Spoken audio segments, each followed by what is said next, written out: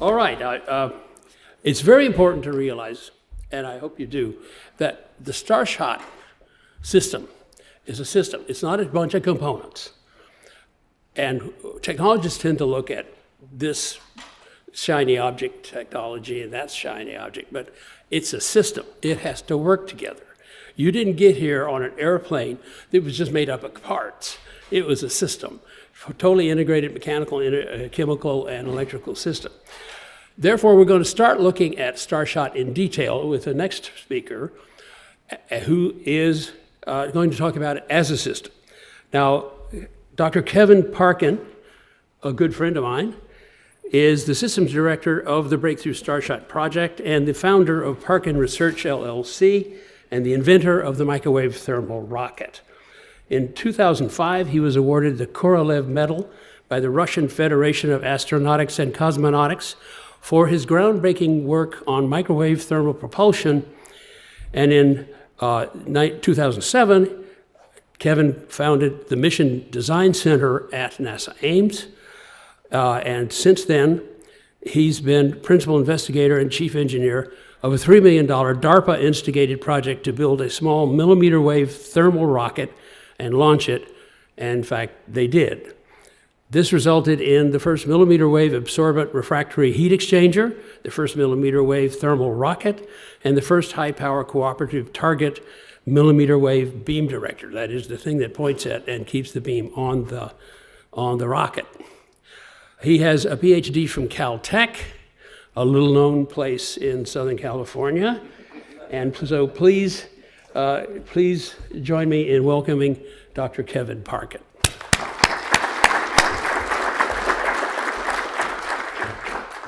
Thank you very much, Jim, for that kind introduction. So good morning. So I'm Kevin Parkin. I'm the system director for Breakthrough Starshot.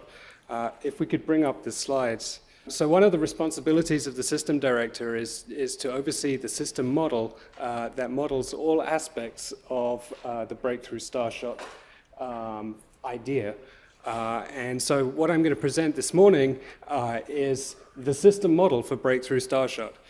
It's both the formulation of the model and the results that we got for the mission that is the 20% the speed of light. I'm also going to present a point design for a solution at 1% the speed of light and a point design for a ground-based facility that tries to achieve a velocity of 70 kilometers a second. So to begin with, let me define Breakthrough Starshot. The objective is to send 1 gram of scientific payload to the Centauri system to image any planets that we may find there, and to do this by carrying that instrumentation with a sail that's accelerated by a beam that is sent from the ground. And the capital cost of this system should be less than $10 billion. So that's the definition of Starshot. The sequence that this implies is step 1, you launch a carrier vessel, and actually Pete Klupar went through this just a minute ago, so I'll do it again. But you launch a carrier spacecraft which contains a number of sails, and you deploy one of them, and you acquire it with the beam director. And once you've acquired the sail and entrained it, then you turn up the power on the beam and you accelerate it to your desired cruise velocity, which in this case is 20% the speed of light. Step 4, after you've finished accelerating, is that you're in a cruise phase, and to Alpha Centauri it would be 20 years. As Pete Klupar already mentioned, there is a dust environment, and you might want to turn sideways so that you don't get so much damage due to the dust. On the other hand, you might want to face Earth for periodic communication. Step 5 is that you enter the Centauri system, you perhaps discover new planets, and you collect photons, and you analyze data, and you're going to have to do that autonomously because you've got 4 light years, so you're not going to be deciding from Earth. You're going to have an AI system on there that is deciding what's important and what to do in step 6, or which things get relayed back in step 6. So step 6 is to relay the data that you find back to Earth, and do it before your sail is shredded by dust. So one of the things you'll notice as you talk to us is that breakthrough Starshot is not a single concept. Pete Klupar talked about breakthrough Starshot. Phil Lubin talks about breakthrough Starshot. I'm going to talk about breakthrough Starshot, and they're not mutually consistent. Each person has a different idea in mind exactly of what the solution is. So rather than suppress any particular point of view, the approach at this very early stage is to label each school of thought and track it. So I want to just outline the three main concepts. Pete Klupar talked about this one on the right, where you have electronic functionality that is lumped on a traditional style chip. This chip is actually very heavy relative to the sail, and so you need to transmit forces around the sail to deal with the stress concentration that causes. That's one school of thought. On the left, you have an alternate school of thought where you integrate the sail functionality into the sail and you spread the mass out. And then more recently, the middle concept here is that rather than a flat membrane, you can have just a bubble, which is stabilized by gas inside. That's something that Harvard's been looking at. So our approach is to collect information on these concepts, to collect technology alternatives, label everything and track it so that we don't sub-optimize by kind of pre-guessing which technology emerges victorious. And I should say, though, for the analysis I present in the remainder of this talk, I analyze just the dielectric circle. So I'll talk about that in a minute. So the context of this work, it doesn't exist in a vacuum. It's built on work that was done by many others, very notably Robert Forward in 1984. There was a lot of conceptual progress and sort of analyses that have started to pin down what a beam-driven sail should be. Most recently, Phil Lubin generated the initial point designs for Starshot, as did a team at Harvard led by Avi Loeb. These initial models were spreadsheet models. They didn't integrate trajectory so much. They were hand optimized. So the version of the system model that I'm going to present to you now is a later version where you integrate trajectories and there's automatic optimization so that you meet the exact cutoff velocity and you minimize the overall cost of the beam director and things like that. So first of all, the system engineering process is an iterative process. You don't just start with requirements, then solve everything, and then out pops a sail. You take a few turns at producing, refining the idea. So we start with the initial goals and recognizing the opportunity that now is a time when we can actually build one of these sails, that it doesn't violate physics and that we have a basic grasp of the engineering involved. The initial goals were to go to Alpha Centauri, to reach 20% the speed of light. These were articulated in April 2016, basically. Then we created the initial concepts. These are two of them that I've already shown. There was an initial trade study that was a year ago, and some requirements that were generated from that. And now we have the discovery of Proxima b, so that's another target to go to. And we have the addition of this gas-filled sail concept. And we are here, we're probably on the second or third iteration around this spiral. So we're refining the system design, and I'll talk about this next. So the system model. The system model begins with the beam director, which we've shortened to beamer. It's just an aperture. It has a diameter, it has a certain intensity that it transmits at, and it has a certain aerial cost, so dollars per square meter, dollars per watt, and storage cost, dollars per kilowatt hour. There is a second aperture, which is the sail itself, and it's at a distance z, and it also has a diameter. And the problem is to transmit energy from the beamer to the sailcraft. And when you do that, the sailcraft accelerates, and it accelerates to some distance. And that is the top level system model. It is just a trajectory integration. The trajectory integration itself is just in one dimension at the moment. There's no need to make it harder than that just yet. It just does a runge cutter integration, and it uses a relativistic equation of motion. The intensity, so the way the intensity goes down as you get farther away from the beam director is modeled as an idealized Gabao beam. So it's not a Gaussian to Gaussian transfer. There is a model that does that, and I'll explain that in further detail. Also, your sail has a reflectance, a transmittance, and absorptance, and there is an optical model that recalculates that at every step of the trajectory integration. So that's also rolled into the system model. So I'm going to start with the Gabao beam. These are used in wireless power transmission. So they were used a lot when they were looking at space solar power, for example. And the reason they're used is because they describe near optimal transfer of energy between two finite apertures. Gaussian beams are infinite in extent. And when you're doing wireless power transfer, the area of your apertures is something that you want to minimize. And it costs a lot of money to make those apertures. And so Gabao beams tend to be used for that purpose. They're similar to truncated Gaussians. So on the bottom right-hand side is, if this is the axis of the beam, this is the way the intensity drops off as you go away from the axis of the beam. So a very high efficiency Gabao beam looks like a Gaussian, and then as you truncate it, because you can't afford the aperture, you get something that is closer to a truncated Gaussian. So it's that sort of a solution. Top hat beams, so that is where you have just a step function which then transforms to a sinc function in the far field. They're less economical.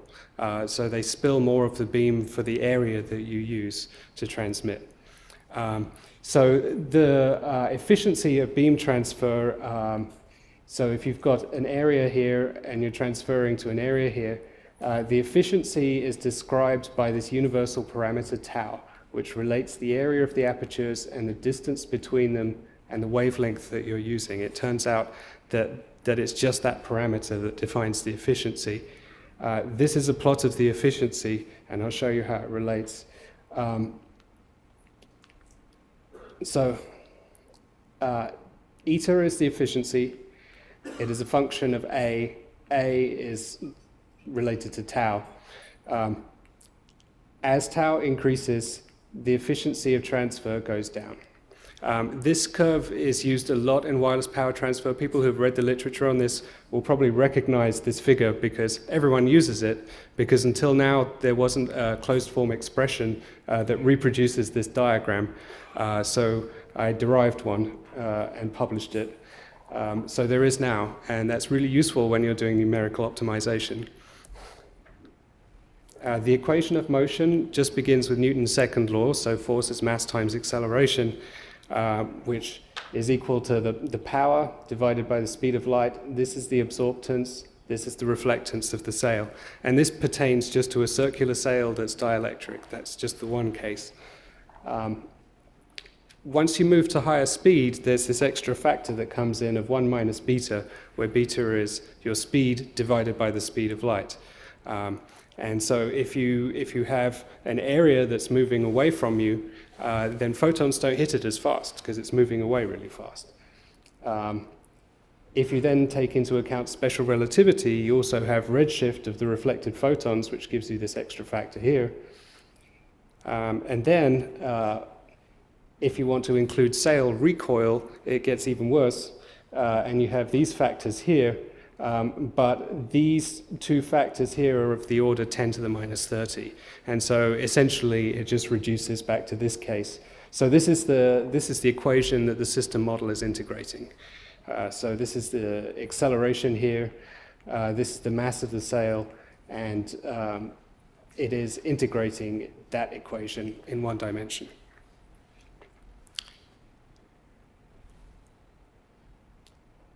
So Spacetime Diagrams. So you have an observer, the beamer here, you have time on this axis, and you have space on this axis. And your beamer turns on, if I press the right button. All right, your beamer turns on, and your first photon goes at the speed of light this way. So you've got a straight line this way, and then it stays on for an amount of time, TP, until you've got the last photon when it turns off again. Then you have your sailcraft. Your sailcraft starts out stationary, so it's just a straight line going upwards because it's not moving along the x-axis to start with until it encounters the beam. The beam accelerates it, and then you go off at a constant velocity thereafter. So that's what that looks like on the space diagram. But the reason I'm showing you this diagram is because there's an extra thing that you don't think about, which is that the sailcraft is accelerating for longer than this time TP. It's actually got this extra time here. So the time that you're accelerating for, because we're going to 20% the speed of light, is about 20% longer than the beam is actually on for. And that makes a difference to the calculations. From the point of view of the sail, because you're moving away from your photon source, you're receiving less energy by this factor of 1 minus beta. And that's actually classical. It doesn't matter if it's photons or raindrops or anything. That happens right from the start. And then, if you take into account special relativity, you get this extra factor of gamma that you also divide by. So there's a few details in that. Moving on to the optical model. So when you look at the window, the amount of light that the window reflects is a function of the angle that you're at relative to the window. And it's also a function of usually what color you're looking at as well. And so there is a stratified layer model in a system model that describes how the reflectance changes, the reflectance of a sail, which is a very thin film, changes with the thickness of the sail, changes with the angle that the beam hits the sail. And that is part of the system model as well. So I have a little quiz. Which is better? A 1,000 nanometer thick sail with 99.99% reflectance, or a 100 nanometer sail with 25% reflectance? And this is a very important question because it goes back to what the real figure of merit is here and what you're driving towards. Now, when I presented the equations of motion, this was one of the equations of motion, and I claimed that what we care about is the amount of acceleration that your sail gets per watt of energy that you've spent accelerating it. If you rearrange this equation, you get that the acceleration divided by the power is proportional to the reflectance of the sail divided by the thickness of the sail. So people, when they talk about this, have gotten kind of fixated on a high reflectance. It's not, that's not the figure of merit. Really, the figure of merit is the reflectance divided by the thickness. And actually, this second case here accelerates 2.5 times faster than the first case.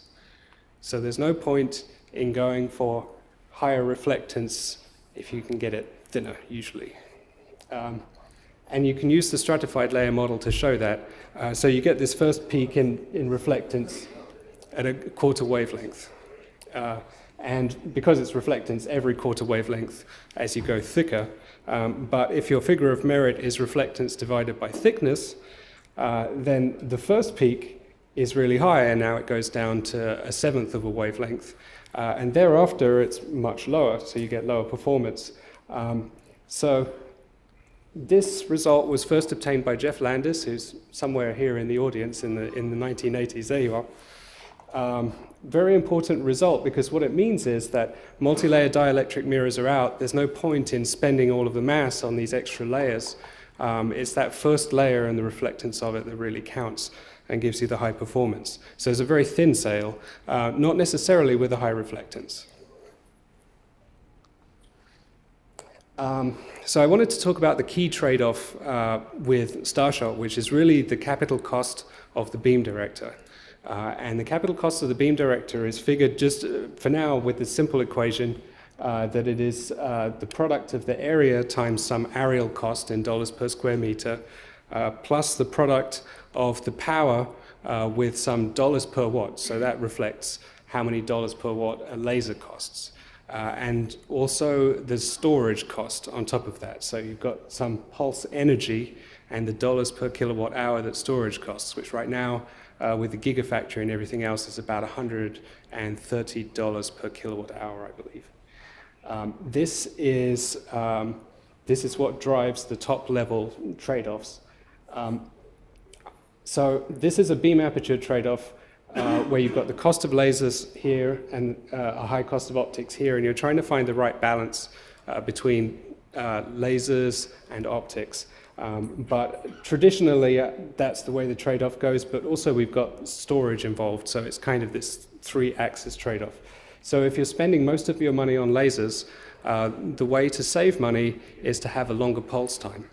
But if you have a longer pulse time, then you have to store the energy for that, so you've got energy storage. If you are spending most of your money on optics, then you can trade that off against lasers, so you can actually make a smaller beam director that uses more lasers and throws away more energy. But that saves cost overall. So it's a balance between these three things. And the code itself automatically does this optimization. The solution procedure begins with the trajectory integration. That's the core of it. You integrate the trajectory until some minimum acceleration is reached. And as a result of that, you know the time it takes you and the distance that you go, and you know what the speed you're going when you cut off the trajectory is. There's a loop that goes around that, which is a bisection loop, which says, okay, change the diameter of the beam director such that your cutoff velocity is 20% the speed of light. And what you learn from that is your optimal beam director diameter. Then there's another loop that goes around that, which is a golden section search, which varies the beamer diameter between that minimum value, such that you just reach 0.2c. It varies it again to minimize the cost.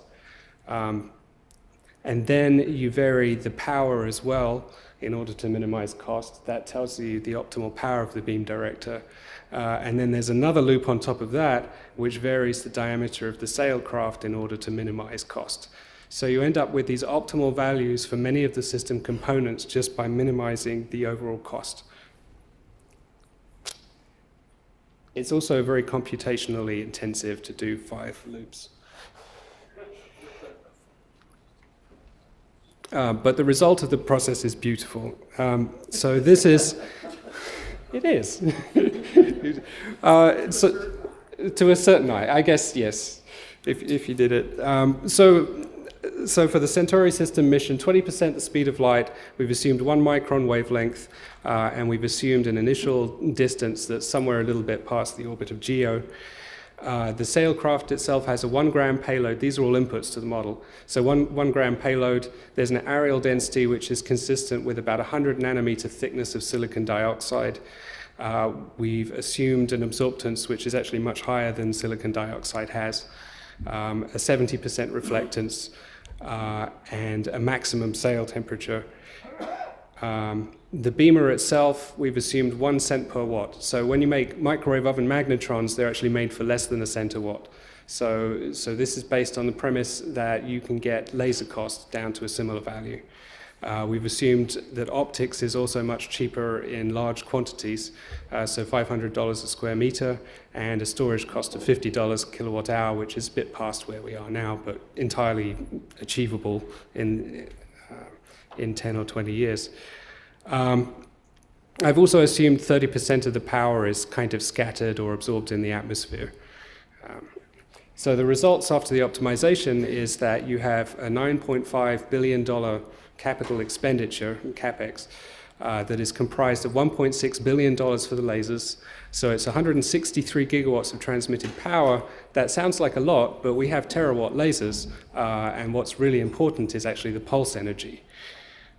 So the cost of the energy storage is the long tent pole in this one, which is $4.2 billion, and you're storing 84 gigawatt hours. And the optics is $3.7 billion. But once you've spent that capital cost, the recurring cost of actually firing it is just about $9 million in energy. So why wouldn't you, once you've done the first one, fire it off weekly? You'd have a whole pipeline of sails as opposed to just one. So the optimal sail diameter in this case is 5.2 meters. The sail mass is 5.3 grams, of which one of those grams is going to be the payload, so the instrumentation. Your beam duration is 11 minutes, but your sail is accelerating for 12 minutes, as discussed earlier. The photon pressure is really light, like 36 pascals is a gentle breeze. But the reason you achieve 20% the speed of light is the gentle breeze is going at the speed of light. And your sail is really, really thin, so thin that your acceleration is about 15,000 Gs to begin with. And as you get farther away from the beam director, it goes down to about 1,500 Gs. And that's at 0.2 AUs away, or about 100 light seconds.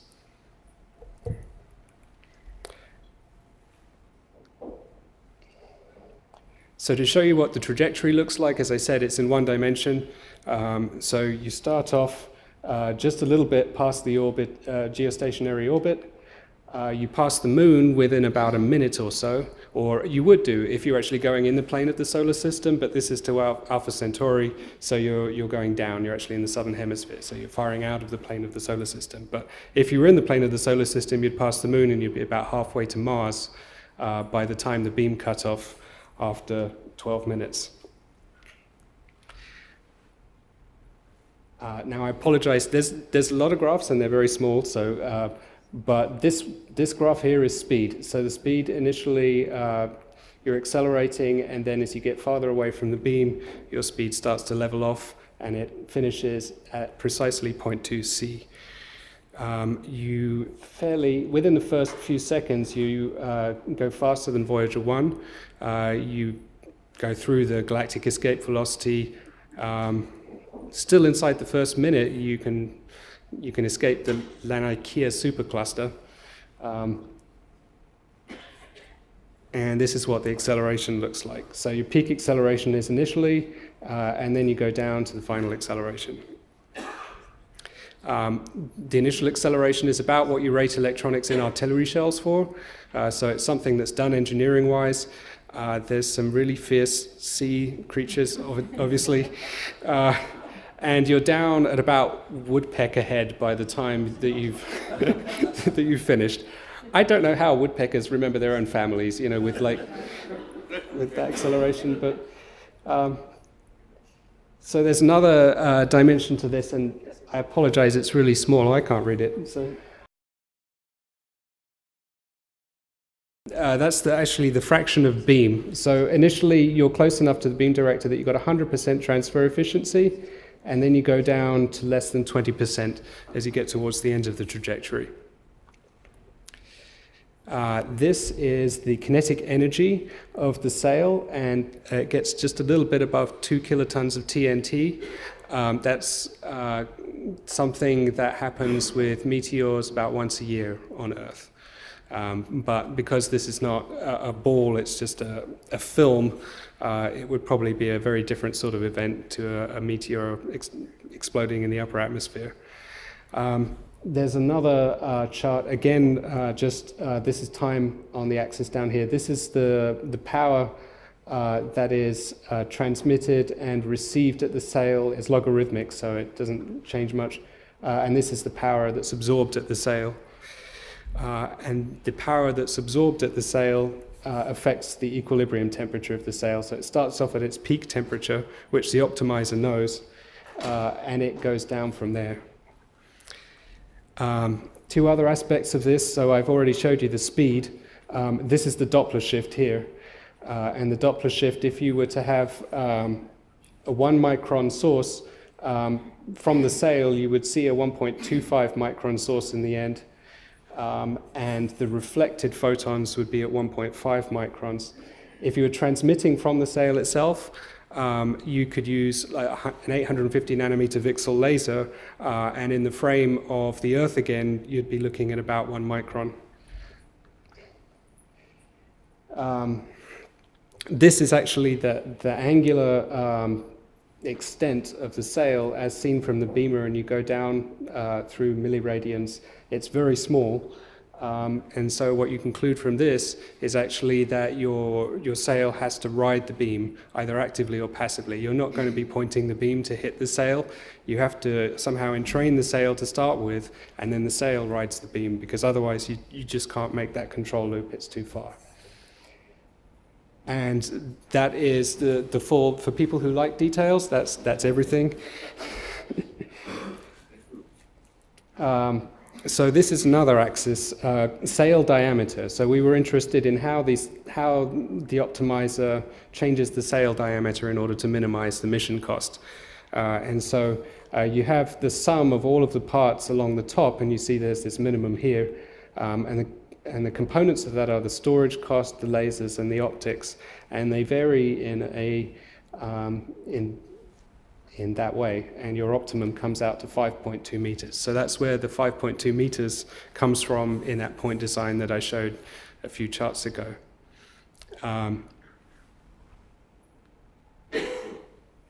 And there's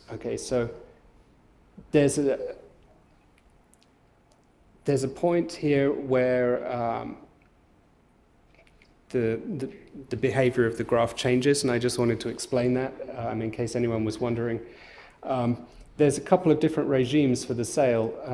One is temperature limited, where the sail is at its maximum temperature, and one is flux limited, where your beam director is using the maximum power that it can. And the optimizer allows both regimes to exist, and it actually switches based on what's cost optimal.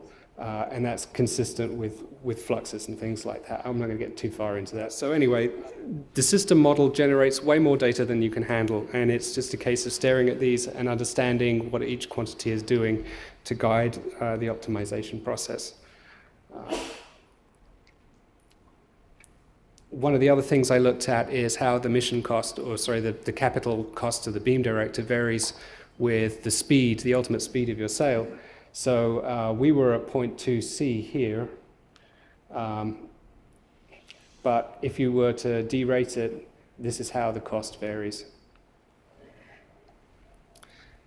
And surprisingly, actually, once you get really fast, the lasers are not the long tent pole, it's actually storage cost, which I wouldn't have guessed, but there it is, storage and optics. And that's how all of the other quantities vary with the cutoff speed of the sail. Okay, so the Precursor mission has a different target speed. This one is only 1% the speed of light, so this is something that you would do as you're building up to the full Starshot capability. The payload is now a milligram instead of a gram. The sail areal density is the same. The reflectance is lower. So it's a more modest reflectance. And we're only starting 300 kilometers from the source to begin with. So starting from low Earth orbit, for example. The beamer, we have not assumed such a low laser cost. We've assumed $1 a watt. We've assumed $10,000 a square meter for aperture cost and $100 a kilowatt hour for storage cost, which is essentially what we have right now. So with those assumptions, this is what the cost optimal point design comes out. It's about a $500 million mission, and you're spending roughly half of that on lasers, half on optics. It's a 290 megawatt system, and the array diameter, instead of 3 kilometers, which I forgot to point out before, is 175 meters. So it's something that you would definitely build first, on your way to understanding the full system. And energy storage is only $8 million, it's subdominant. Cost per pulse, $8,000, so you'd fire it often. The sail diameter is 22 centimeters, so it's about this. And it's a 6-minute beam acceleration time. Photon pressure is very low again, but you've still got 10,000 Gs essentially in acceleration.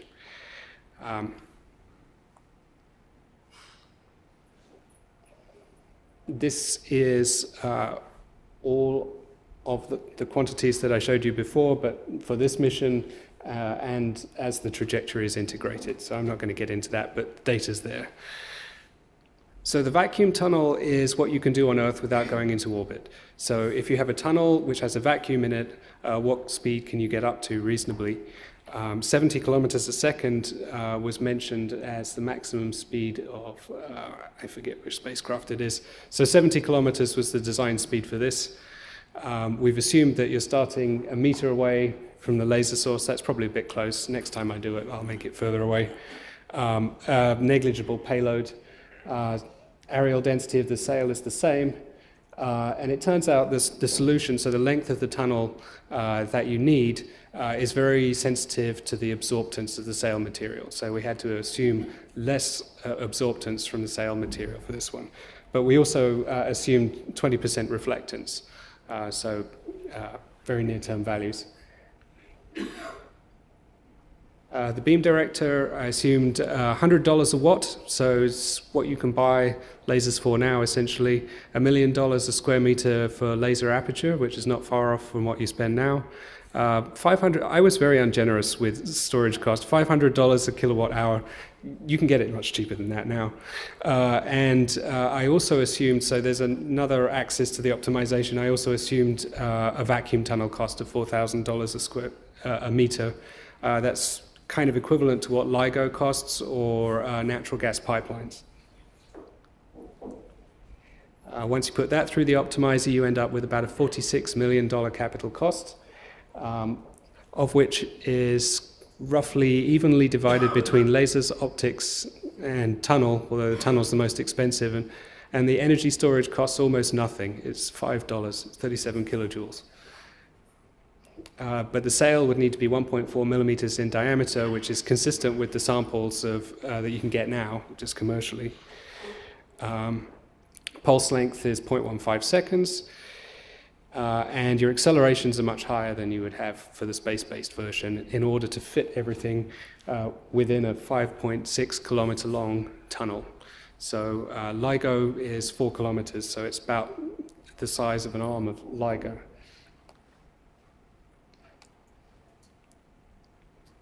This is the optimization with sail diameter. So again, the minimum cost is at 1.4 millimeters in diameter. And storage is way down here, it's nothing. So it's about the same as an arm of LIGO. Within a fraction of a second, you're outdoing Voyager 1.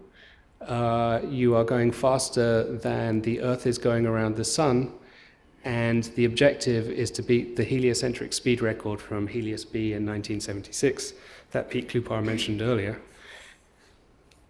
And there's more data than you ever wanted on that.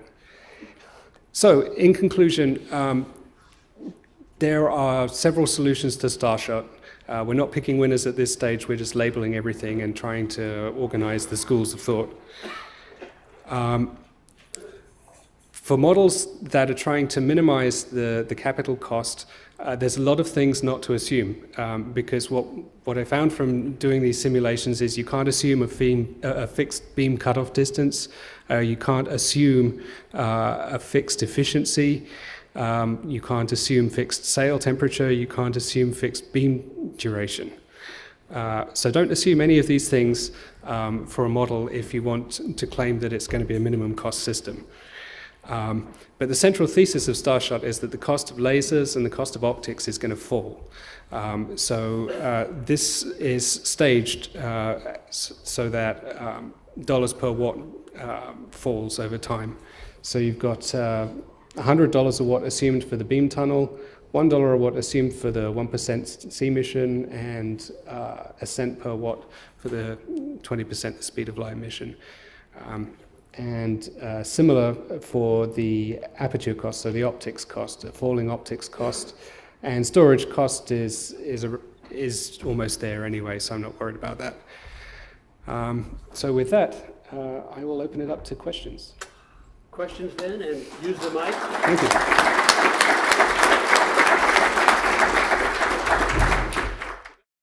So when you're looking at dramatically improving technologies, a new technology, whether you're going from ships to aircraft or from semaphores to radio equipment, you're looking for elements of your design that you have assumed are correct and true, but which is not correct or true. But it's operational. But so one of the factor that keeps coming up is that in these beaming technologies is the distinction between near field and far field functioning of the beam. Can you explain how you define the near field versus the far field? Actually, that's a Speak to the question. mic. Yeah, no, I'm actually that's a Bob question, but maybe how do you differentiate between the near Far field field and the is far 2d field? squared over lambda. That's an equation. Okay, 2 So- times the diameter of the aperture squared divided by the wavelength is the far field. What's the near field? Oh, It's the okay. Fresnel field limit. It's short. It's much shorter than near field. And Yeah. It's, Well, that won't. It's it's operating in the near field because you're operating at the waist of a beam. So is it empirically defined?